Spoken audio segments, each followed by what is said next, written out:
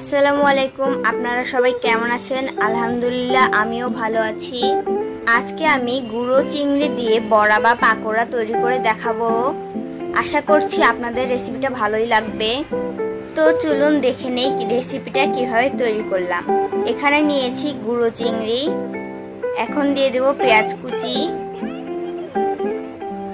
তারপরে আদা রসুন বাটা, একটা ডিম, হলুদ গুঁড়া, মরিচের গুঁড়া, ধনে গুঁড়া, গরম মশলা, সামান্য লবণ, ময়দা।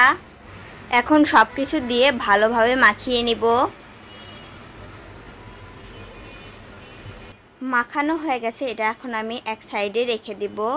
এখন চুলায় একটা প্যান নিয়েছি, এখানে তেল দিয়ে দেব।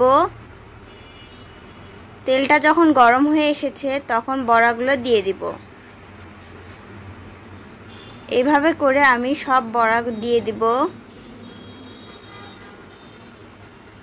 আমার সব বড়াগুলো দেয়া হয়ে গেছে। এখন এগুলোকে আমি লাল লাল করে ভেজে নিব। তো লাল লাল করে ভেজে নিয়েছি, কত সুন্দর একটা কালার এসেছে। এখন এগুলোকে আমি নামিয়ে নিব। তো রেডি হয়ে গেল আমাদের চিংড়ি মাছের বড়া বা পাকোড়া। যদি ভিডিওটি আপনাদের কাছে ভালো লাগে লাইক সাবস্ক্রাইব করে পাশে থাকবেন। আজকের মতো এখানে বিদায় নিচ্ছি, দেখা হবে অন্য কোনো ভিডিওতে। আল্লাহ হাফেজ।